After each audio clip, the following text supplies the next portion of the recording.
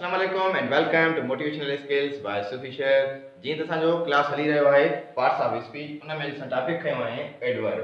जेके तव्हां असांजो पेज मोटिवेशनल स्किल्स बाय सुफिशर ते नवां आहियो उनखे सब्सक्राइब कयो कि जीअं तव्हां ताईं वधि खां वधि असांजा लेक्चर पहुची सघनि।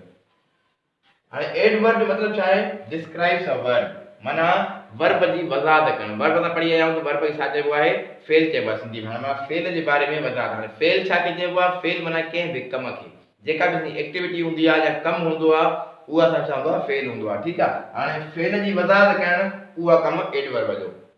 हाणे इंग्लिश में डेफिनेशन आहे एन एडवर्ब डिस्क्राइब्स और मॉडिफाइज अ वर्ब। वज़ाहत करे या उन तरमीम करे या उन बारे में वधीक तव्हांखे इंफॉर्मेशन जे ॼाण जे इल्म जे उनखे छा चइबो आहे? एडवर्ब। ठीक आहे। It tells how, where, when, how, what extent. माना त इहे असांखे ॿुधाईंदो आहे त का शइ, मिसाल तौर मां मानी खावां थो, मां केतिरी मानी खावां थो, मां थोरी मानी खावां थो, घणी खावां थो, या मां इलाही मानी खाईंदो आहियां। इहा जेका इलाही आहे, थोरी आहे, घटि आहे, मां घटि मानी खाईंदो आहियां, मां वधीक मानी खाईंदो आहियां। जेको वधीक वारो लफ़्ज़ आहे इहो जेको छा आहे असांजो एडवर्ब आहे, जेको असां ज़रफ़ चवंदा आहियूं। ठीक आहे। इहा आम सिंधी में चवंदा आहिनि ज़रफ़ छा आहे? ठीक आहे न। त माना उन जे बारे में वधीक इंफॉर्मेशन ॾे।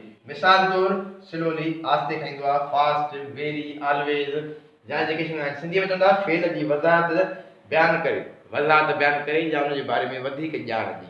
केतिरो, किथे, कीअं, छो, या नाकारी भी में ईंदी आहे। रीत, वक़्तु, क़दुरु, जाइ, इनकारी। ऐं उन में असांखे छा थींदो आहे? आस्ते हुजे, देरि हुजे, न हुजे, मथे हुजे, हेठि हुजे, वग़ैरह वग़ैरह। माना कोई बि तव्हांखे का ॻाल्हि करे थो, हू पढ़ाईंदो आहे, पढ़ाईंदो त आहे पर कीअं पढ़ाईंदो आहे?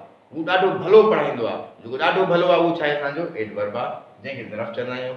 हू ख़राबु पढ़ाईंदो आहे, हू ख़राबु छा आहे? उहो तव्हांजो ज़रफ़ आहे। हू इलाही महिनत कराईंदो आहे, इलाही छा आहे? उहो तव्हांजो ज़रफ़ थी वियो।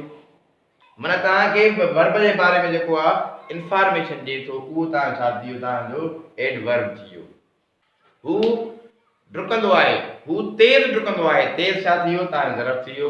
हू ॾाढो विढ़ंदो आहे, जेको विढ़ण त आहे पर जेको ॾाढो विढ़ंदो आहे उहो छा थी वियो? तव्हांजो एडवर्ब थी वियो, ज़रफ़ थी वियो। ठीक आहे न। जेका बि तव्हांजे कम आहे, कैफ़ियत आहे, हालत आहे, उन जे बारे में वज़ाहत ॾिए थो। हू हिते बीहंदो आहे, हिते छा थी वियो हुनजो? उहो तव्हांजो एडवर्ब थी वियो।